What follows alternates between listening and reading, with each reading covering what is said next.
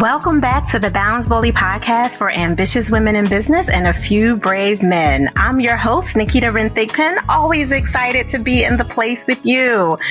Listen, this has been such a roller coaster of a year with great things and super blue moons and all kinds of stuff just happening in the world around us, both inside our bodies as well as in our families. I know you guys know what I'm talking about, and I'm trying not to go down the rabbit hole of all of the political things that have happened in this world. So today, I want to bring you into your body and really let you focus on yourself with this gorgeous, potent human that I have today.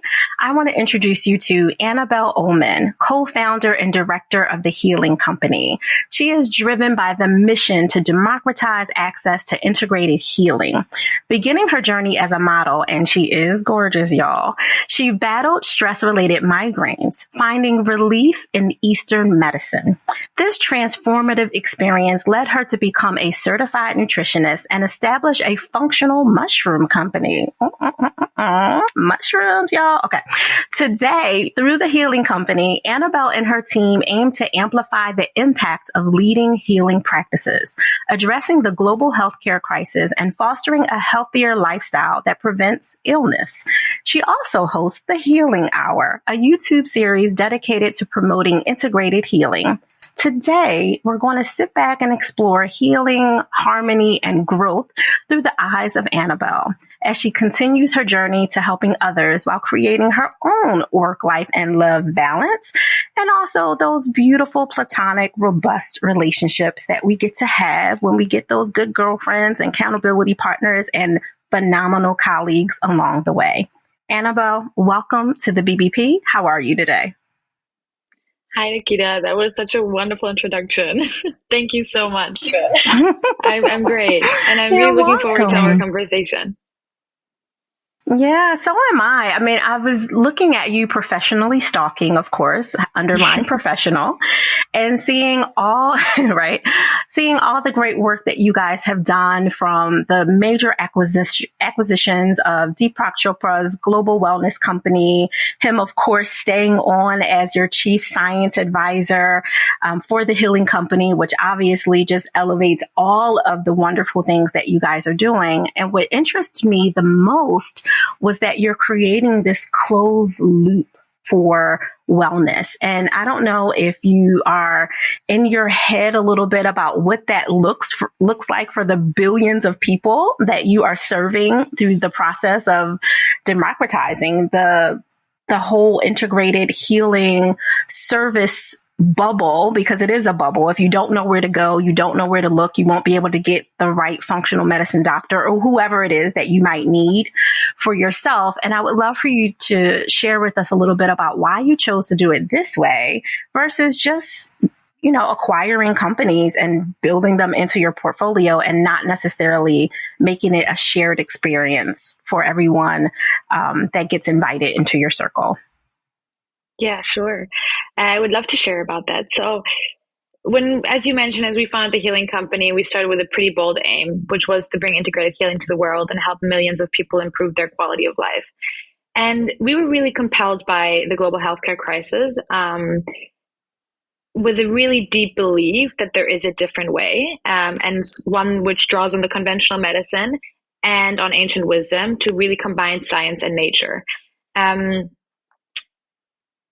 And I think coming from the pandemic, we realized that so many people were looking for an alternative and looking for a way to really boost their health, and no one really knew where to go. And there was such a lack of trust and a lack of credibility in this space because it's such a huge market, right? There is not really any place where you can go that really combines it all. And our aim is really to meet our consumers on their health journey in all parts of it. And it's a little bit like how Disney has done it, right? Disney has such an incredible world that they have created, and these kids go into Disney World and everything about what they need is like catered there. And so we really feel that bringing all these incredible healing products and practices under one umbrella where I, as a consumer, and I was struggling myself with a lot of ailments and I never knew where to go. And I was doing so much research and I was fortunate enough to meet so many incredible people along the way. But I was always looking for this place to just like step in and being taken care of, which means meeting the people that maybe suffer with the same ailments or have the same issues as I do. Knowing that there is a company that has looked into that issue and is able to cater that. And then how can we help these people then stick to this new habit formation?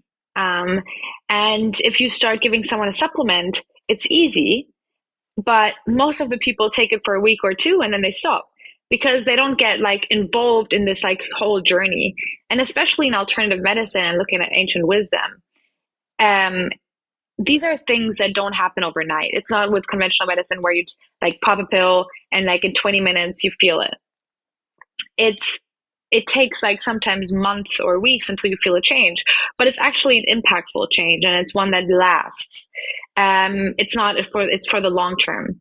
And so how do we keep people engaged? And so we really look into, yes, supplements, nutrition, but also into data and diagnostics. So how can someone track how their health is being impacted and how it's benefiting them? Yeah, that makes a lot of sense. And then that obviously having like the education and resources as well. Yeah, it's similar as you're explaining it. I'm a very visual person and I'm seeing it in parallel to a healthy relationship, right? It's not fast and furious and you meet someone and you fall in love and the next day you're married and you're off to the world the way allopathic medicine can make you feel when you get that quick shot of an antibiotic and you're like, whoa. In a few hours, you're noticing the difference from whatever your ailment was, but it also has an opposite effect on you. Just like too many antibiotics can ruin your gut health and your microbiome and all the things and can lead to disaster if you're doing that too fast and furious.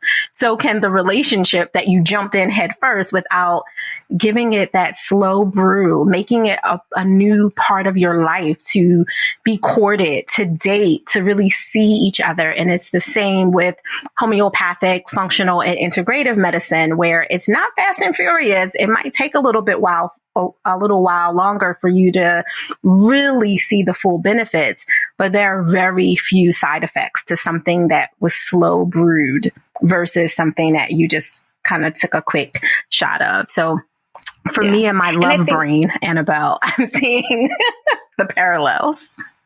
Yeah, and I think what is important as well is what we feel that there has to be a much bigger focus on is, in today's world, people feel like that these diseases that come at age, like dementia, Alzheimer's, chronic pains, are normal, but they're not.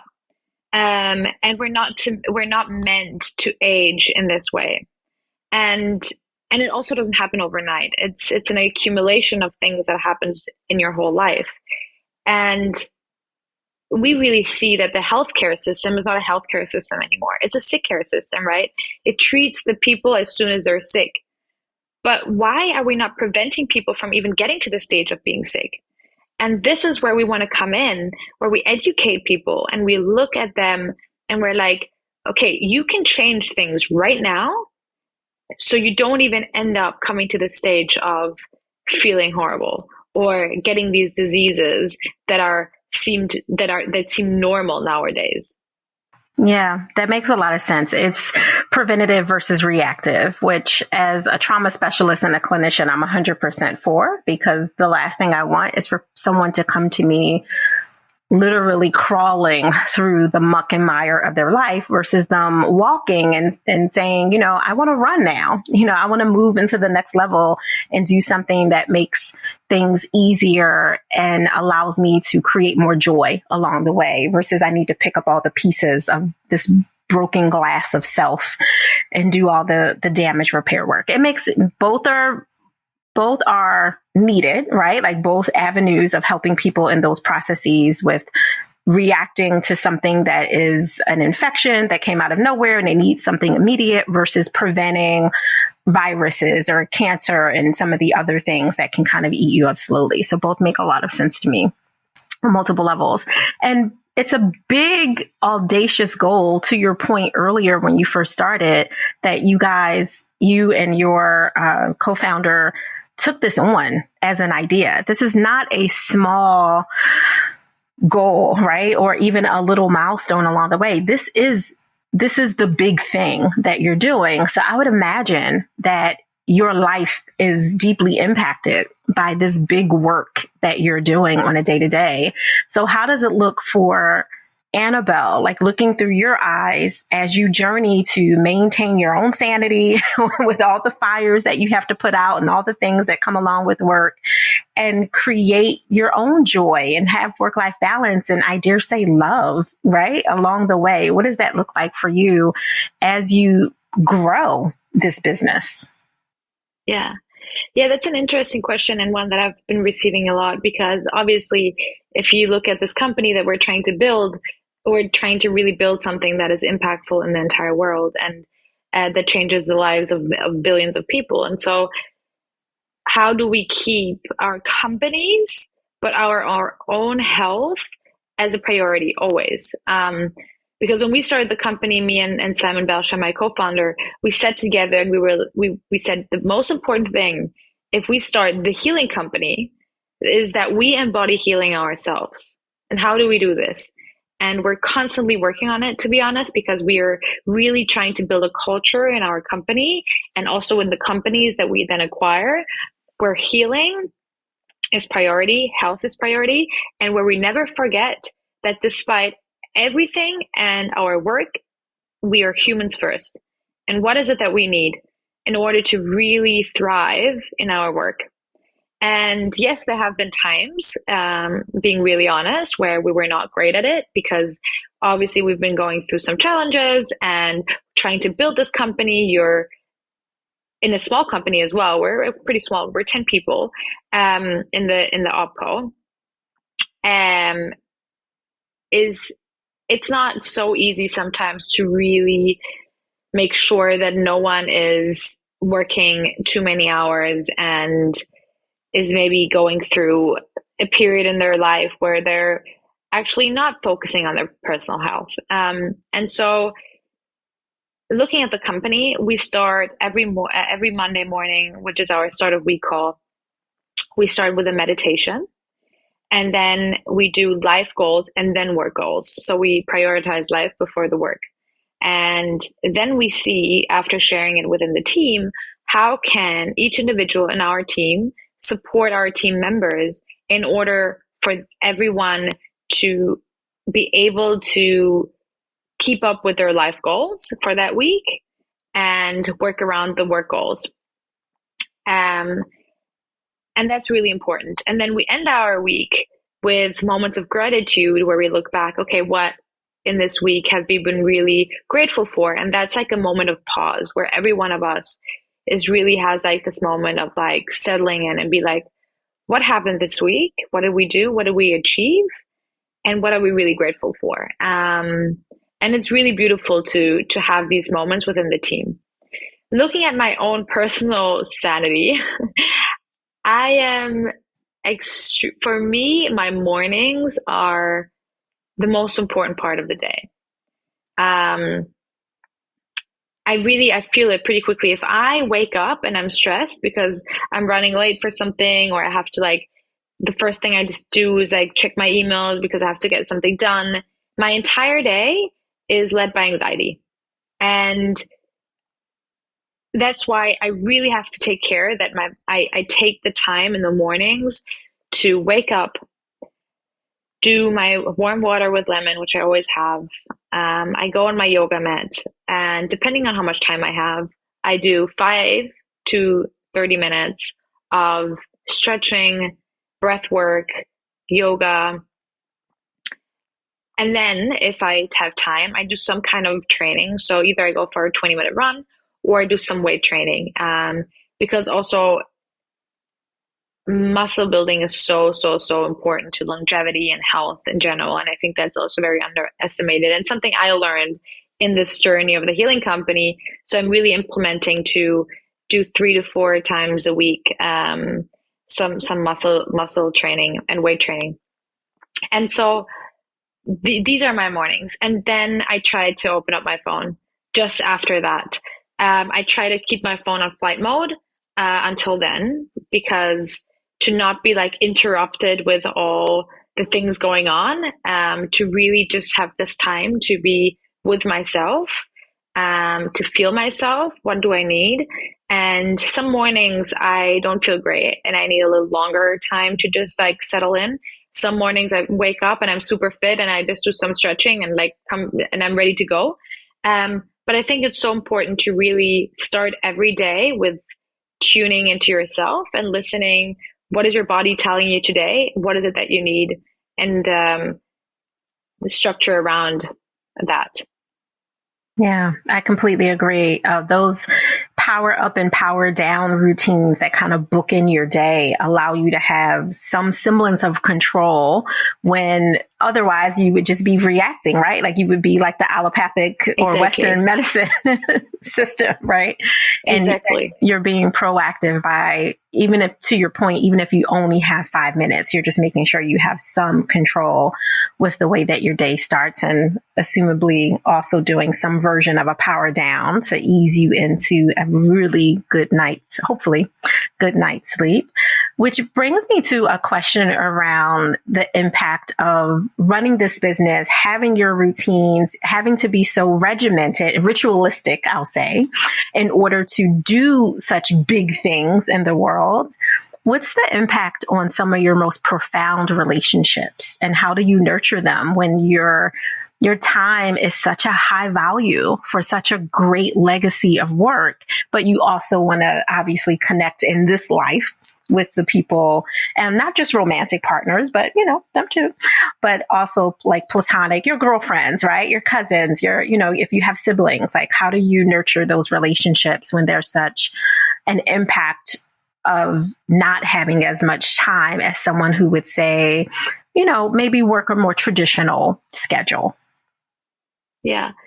I think the biggest issue in my work life is just that I travel a lot and I'm constantly on a plane.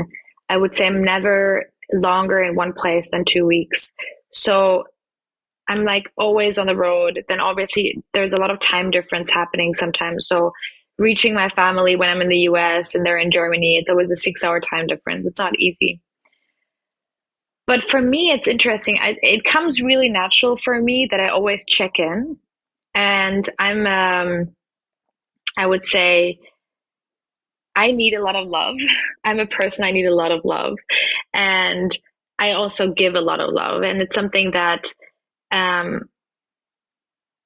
was always really important to me, to use every minute that I have free to spend with my loved ones. And in the evenings, I'm never alone. If I have like a day off, an evening off, I reach out to my friend, to my sister, to my mom, to my dad, to anyone I care about, to spend that quality time with them. And it's something that gives me a lot of energy, that nurtures me a lot, and I really need it. I'm someone, I need my family and friends more than anything in the world. And so I always try to reach out to my friends. I always try to meet up with them as soon as I'm back in Berlin, or with my friends when I'm in New York. I really try to carve out time to do that, because I think that, I don't know, the conversations and the love and the energy that I share with friends and family gives me so much. And I've been through a period in my life when I started modeling and I moved to Australia where I was really lonely, and I could feel it in my entire body. Like, I lost a lot of weight. I got super sad. I had depression. I had really bad anxiety. And I think 100% it has to do something with the fact that I was lonely and that I didn't have my friends and family with me. And also spending so much time in like the health and wellness space. I obviously also traveled to a blue zone, Ikaria in Greece. And we looked at, okay, why is it that these people get over average in age than everyone else in the world? And I would say that the main factor was community, that they were needed, they had a purpose, they were surrounded by their family and friends. They were never alone, never alone. And I think in many cultures, it actually is like that you live with your family and your grandparents in one house. And I think in today's world, we have kind of normalized it that we isolate ourselves, that we go home and we close doors and we're alone in our rooms. And in my family was always an open door policy, and my dad really implemented that. So we always had, there were no doors ever locked. And whenever someone wanted to come by, they didn't have to call, they didn't have to ask, they could just come and knock on the door. It was just like this, I think this community and being together is something so crucial for our health and well-being, that I would I would say that if there's one thing everyone should do, is spend more time with their loved ones. Yeah, completely agreed. It's the quality over the quantity. And I think that's where a lot of ambitious humans, especially us as women, the overachieving of us, we get so stuck up in the guilt of not having quantity of time because our purpose work and sometimes our play requires a larger chunk of it, that we forget that the real focus is on the quality. That 10 minutes of active listening, of really being available and fully hearing and appreciating and validating your loved one over a text or a WhatsApp or whatever way that you're able to communicate with them, and preferably in person when you can. But that 10 or 20 minutes it leaves such a deep ripple inside them when you're fully there versus when you were there for 4 hours, but you were on your phone, you were task switching, you were constantly talking about 5 different subjects because you weren't really listening to them. It makes a big difference. And you're in my lane 100% of understanding that the balance of relationships is you being fully present and knowing and understanding that that is what matters most when you can really truly give yourself to it. And it fuels you for overflow. Like you said, it gives you energy to go in and do your day and finish your work and be more innovative and more available. So thank you so much, Anabel, for sharing your heart with us and being vulnerable and honest and strong in really highlighting what matters most as you're out here doing this big, audacious, huge, important legacy work. So that leads me to one of 2 final quick questions for you. When you are in the middle of a day and you have your own stuff that you have to deal with. Maybe there were some unexpected fires or whatever, work, life, doesn't matter, whatever was happening. How do you give yourself permission to pause in the moment? That's a really interesting question. I think, first of all, is to really recognize the need. If you're feeling overwhelmed or stressed or fatigued, it's clear that your body is giving you a sign that you need to pause, because obviously we're humans in this fight or flight mode. And back in the days, we were in this fight mode when we were chased by a lion. And nowadays, we tend to be in a fight mode 24/7. And so really recognizing the need for it is so important. And then accepting that it's okay to pause. And I think that today, people are becoming more aware of it and allowing it more. But I think that there's still a lot of people that feel guilty when they're pausing because they're feeling that they're not giving it all and they're not maybe finishing things. But I think pausing is so key in order to do whatever you do in the highest quality. Because overworking, you'll never get out the quality of work that you could if you just pause for a second and then refocus on a task. And I think that is like taking the guilt out is really important. And understanding that self-care is not something that is selfish, but that it's self-preserving. And it's sometimes hard, I know, but I think that it's something, if you're able to really accept that and understand that, it will change your whole life. And if you're not good at like pausing in the moment, plan for it.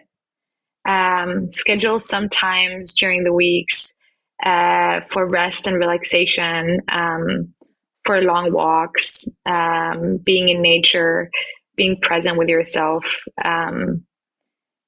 and also not being not being afraid of communicating boundaries if you need them.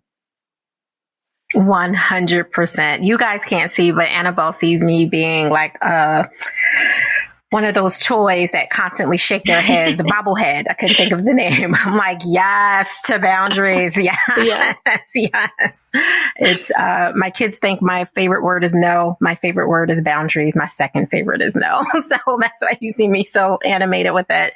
And I agree with much of what you said, except for one small finite thing, because I literally teach people to be intentionally selfish. I think it's the best thing that you can do for yourself and it helps you eliminate the guilt, right? When you create that space for yourself by being selfish. I think when your self-care isn't selfish, you're doing it wrong. You need to own that for yourself and not care that other people are going to have an expectation of you, because they're going to expect you to do something their way, one way or another, whether you're giving them your soul or you're taking a moment to breathe. They still have an expectation. And a lot of it is coming from their own projections of fears and unfulfilled, unrealized dreams, which is a whole different podcast, right? Like that's a whole different episode, because God knows I can talk about that till the cows come home. But thank you. I appreciate everything that you said. And I think it's a valuable point to make sure that you look at why you as a human, as the listener listening to this, are having such a challenge with giving yourself permission to pause. Like, is it guilt? Is it shame? Is it pure exhaustion? And you can't even think about what to do with the time if you gave it to yourself, like what that looks like. So such good points, Anabel, that you hit on and inferred to. So my last question for you, to honor your time today, because God knows I want to talk to you so much more, is how can people connect with you to learn more about the Healing Company? Yeah, sure. So we're pretty active on our Instagram channel, which is @theheal_co. And then on LinkedIn, we're the Healing Company, which we're pretty active on as well. And then personally, I am at Bella, BELLOEL, where I tend to share some of my journey in the Healing Company and my personal health and healing journey as well. Yeah, that's pretty much it. We do have TikTok, but we're not so active on TikTok yet. So I can't even imagine where you have the time on any level, but I'm glad that you gave those. And you do, I have all of those listed, including the TikTok that I'm sure Anabel and her team will share even more stuff with in the months to come. Unless you're just like me, I just literally held the handle so nobody else could get it. But without being on TikTok at all. I'm just like, I'm at Ask Nikita everywhere, even though technically that's not true because I'm not really on there. But thank you so much, Anabel. Do you have any last moment thoughts, string of thoughts that is coming up for you that you would love the ambitious women and those few brave men that listen to the BBP, anything you want to pour into them before you go? Yeah, two things. So I would love to share that I've started my own podcast called The Healing Hour, which is a YouTube interview series where I try to amplify the voices of healers and experts and entrepreneurs and pioneers in the world of integrated healing. And with the mission to raise awareness and increase education around integrated healing practices and products. So I really recommend anyone who's like on their own healing journey, if they want to learn about alternative ways of healing and health and wellness and some key aspects about like how sleep affects it or your nutrition. I'm really speaking to incredible people. So that could be really interesting and I would love anyone to join. And then really the last thing to conclude all of this is joy is the only measurement of success. So everyone take care of yourself and really focus on having a joyful life and being happy and being present of your personal existence, because that's what we have.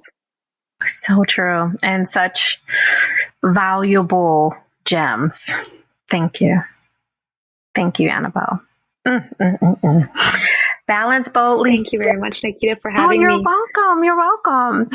Balance boldly listeners. I told you guys that in 2023, we were not playing games. We were bringing you potent, beautiful, brilliant humans that are doing greater work and living real lives, like actually having more than just quips and quotes to talk about, but actually living real lives. And you heard it here. Hopefully first, because, Anabel does have her own show and does a lot of other interviews, but her vulnerability and her strength and really discussing what matters most in her life. And I know so many of you can relate to it. I know I relate to it very deeply and very strongly, as my family is over everything else that I have to do. And I'm so grateful to have come into that space of my own that wasn't the younger version of me when my ambitiousness was codependent on being busy. And that is no longer a part of my life. And as a balance and relationship advisor, I get to truly walk that out and help other people do the same, especially in their love life.